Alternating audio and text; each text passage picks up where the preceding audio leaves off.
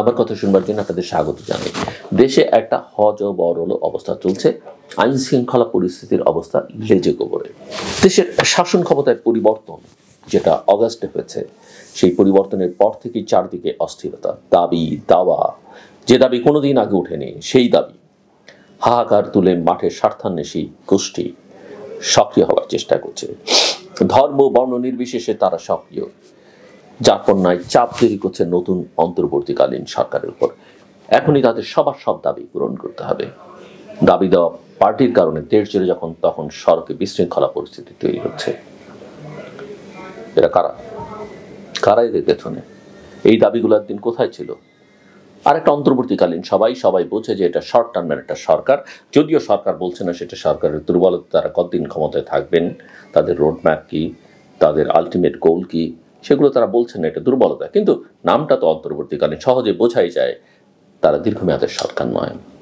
কাজে তাদের কাছে এইসব দাবি দাওয়া তুলে তাদেরকে অস্থির করে তুলবার চেষ্টা, তাদেরকে সংকটে ফেলে দেবার চেষ্টা, সেটা ষড়যন্ত্র বললে ভুল বলা হয় না। তবে আবার যারা দায়িত্বে আছেন তারা যদি এগুলোকে ষড়যন্ত্র তত্ত্ব বলেই সবকিছু চালিয়ে দিতে চান নিজেদের দুর্বলতা আড়াল করবার জন্য, সেটাও অ্যাকসেপ্টেবল নয়। এবং সেই সঙ্গে যুক্ত হয়েছে অভ্যুত্থানের যে ফ্রন্ট লাইনার তরুণ ছাত্রদের আন্ত ক্যাম্পাস কলহ, ওই বৈষম্য বিরোধী ছাত্র আন্দোলনের সমন্বয়কদের মধ্যকার যে দ্বন্দ্ব, সেটা সমন্বয়কদের সঙ্গে অন্যদের যে দ্বন্দ্ব, সেটা এটা এক নৈরাজ্যকর অবস্থার জানান দিচ্ছে। অন্তর্বর্তীকালীন সরকারের ভুল নীতি কৌশলের কারণেই দেশে আইন শৃঙ্খলা পরিস্থিতি আজ এ পর্যায়ে এসছে বলে অনেকে মনে করেন। মন্ত্রণালয়ে অদল বদল, তারপরে মন্ত্রীর বা উপদেষ্টার ভিজিবিলিটির অভাব, তার সক্ষমতা নিয়ে প্রশ্ন ইত্যাদি নানা কিছু উঠতে শুরু করেছে। বিশেষ করে সরকারের সকাল বিকাল আদেশ নিষেধ পরিবর্তন এবং সিদ্ধান্তহীনতার জন্য তাই কখনো কখনো এটা ঠিক যে জনগণের চাপে বা ভুল করলে সেটা পরিবর্তন গ্রহণযোগ্য, সাধুবাদ পাওয়ার যোগ্য, কিন্তু প্রায় প্রতিনিয়ত এটা যদি একটা কালচারে পরিণত হয় তখন সরকারের দুর্বলতার প্রকাশ পায়। আইন শৃঙ্খলা রীতিমতো লেজেগোবর অবস্থা। আমি আগেই বলেছি, পুলিশ এখনো সক্রিয় নয়, প্রশাসন এখনো ঠিকমতো কাজ করছে কিনা সেটা নিয়ে যথেষ্ট সংশয় রয়েছে। এবং স্বরাষ্ট্র মন্ত্রণালয়ের দায়িত্বরতদের নিয়ে প্রশ্ন তুলছেন কিন্তু অনেকেই, এমনকি স্বয়ং উপদেষ্টাকে নিয়ে নানা প্রশ্ন উঠতে শুরু করেছে, উষ্মা প্রকাশ করেছেন অনেকে। কেউ বর্তমান স্বরাষ্ট্র উপদেষ্টার নেতৃত্ব নিয়েও প্রশ্ন তুলছেন। বলা বলি আছে যে আইন শৃঙ্খলা নিয়ন্ত্রণ সংক্রান্ত নির্দেশনা আসে অন্য উপদেষ্টা বা দপ্তর থেকে। এই যে সরকারের ভেতরে সরকার, সেটা কিন্তু অনেক সময় বিপজ্জনক, যেটা এখন অনেকটা স্পষ্ট। এমনকি প্রফেসর মোহাম্মদ ইউনূসের মতো আন্তর্জাতিক খ্যাতিসম্পন্ন ব্যক্তিত্ব, যাকে আমাদের অগাস্টের পরিবর্তনের সময় যার কোনো বিকল্প ছিল না, এবং যাকে ছোট করা মানে দেশ ছোট হয়ে যাওয়া, এবং যিনি আমাদের সবার জন্য একটা শক্তি, তাকেও প্রায় জিম্মি করে ফেলা হচ্ছে। এবং এই জিম্মি দশা থেকে যদি তাকে বের করে আনা না যায় তাহলে কিন্তু বাংলাদেশ ক্ষতিগ্রস্ত হবে, প্রফেসর ইউনূস তো ক্ষতিগ্রস্ত হবেনি। এটা কিন্তু আমাদের মাথায় রাখতে হবে।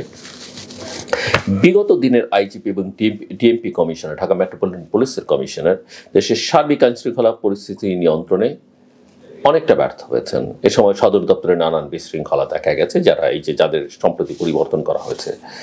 সাবেক পুলিশ কর্মকর্তা এবং একজন সচিব বলছিলেন যে স্বরাষ্ট্র মন্ত্রণালয় ব্যস্ত, কাকে বদলি ওএসডি, কাকে পদায়ন করবেন এটা নিয়ে। পুলিশ এত ঘন ঘন বদলি করার দরকার কিন্তু ছিল না। মাঠ পর্যায়ে পুলিশের অনেকেই আতঙ্কের মধ্যে আছেন, কে কখন বদলি ওএসডি গ্রেফতার হন। পুলিশের মধ্য থেকে এই ভীতি দূর করে তাদের মধ্যে মনোবল এবং শৃঙ্খলা ফিরিয়ে আনতে অবশ্যই স্বরাষ্ট্র মন্ত্রণালয়কে আরও অনেক বেশি মনোযোগী হতে হবে।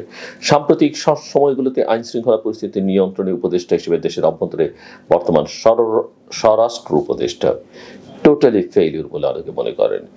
তিনি কিন্তু যেসব অপরাধীকে গ্রেপ্তার করলে সাধারণ মানুষ খুশি হবে সেটা করছেন না, এবং এখন পর্যন্ত সেটা তিনি করেননি। এবং বাংলাদেশের এইসব পরিস্থিতি নিয়ে কিন্তু আন্তর্জাতিক মহলে আবার কথাবার্তা শুনেছে, যেমনটা আমরা বিগত সরকারের সময় শুনেছি, তখন ঘন ঘন শুনেছি, প্রচুর শুনেছি, এখন হয়তো কিন্তু ধীরে ধীরে কথা উঠতে শুরু করেছে।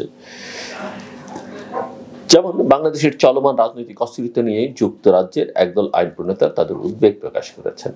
দেশের একটি আন্তঃদলীয় পার্লামেন্টারি গ্রুপ সতর্ক করে বলেছে যে বাংলাদেশের পরিস্থিতি যেভাবে প্রতিনিয়ত অস্থিতিশীল হয়ে উঠছে তাতে যুক্তরাজ্য আরও একটি বৈশ্বিক উত্তেজনায় জড়িয়ে পড়তে পারে।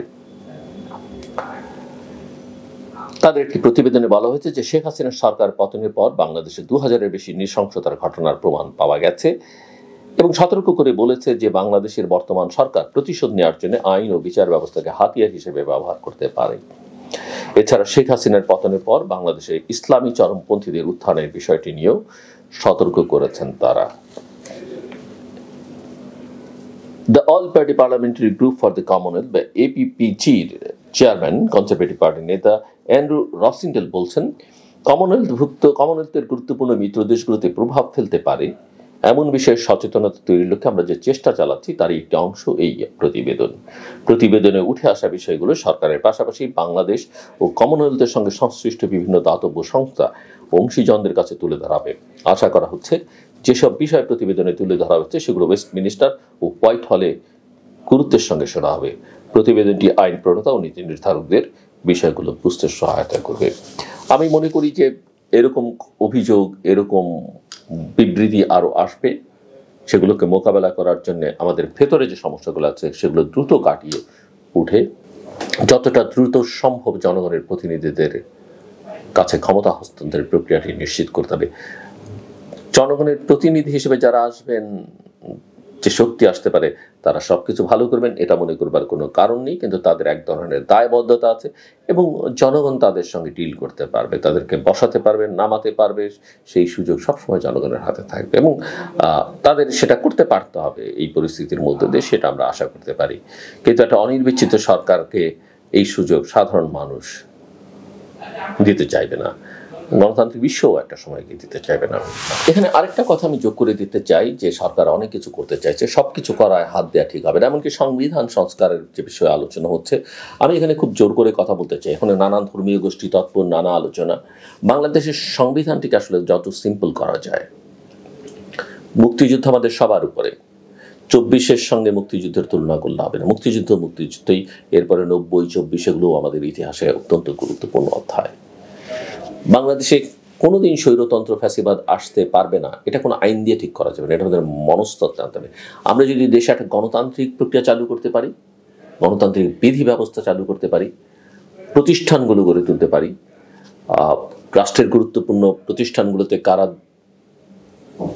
নিয়োগ পাবেন, কোন প্রক্রিয়ায় পাবেন, সেই প্রক্রিয়াটা ঠিক করতে পারি এবং ভবিষ্যতে সেখান থেকে বেরিয়ে তারা আবার কোনো রাষ্ট্রীয় স্বার্থে জড়িয়ে পড়বেন না, ব্যবসা বাণিজ্যের সঙ্গে জড়িয়ে পড়বেন না, সেই কনফ্লিক্টের জায়গাগুলো চিহ্নিত করে সেটা যদি রোধ করতে পারি, আইনের শাসন নিশ্চিত করতে, সবচেয়ে বড় কথা গণতন্ত্র যদি নিশ্চিত করবে। আমাদের সমাজতন্ত্রের দরকার নেই, অন্য বড় বড় কথার দরকার নেই। গণতন্ত্র, মানবাধিকার থাকলে, আইনের শাসন থাকলে সব আমরা ঠিক করতে পারবো।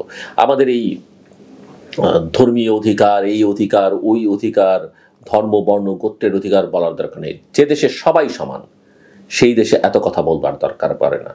সেই দেশে ধর্মনিরপেক্ষতা, সাম্প্রদায়িকতা, অসাম্প্রদায়িকতা, রাষ্ট্রধর্ম, ধর্মীয় বাণী সংবিধানের মধ্যে লিপিবদ্ধ রাখা, এগুলোর প্রয়োজন পড়ে না। গণতন্ত্র থাকলে বাকি সব নিশ্চিত হবে।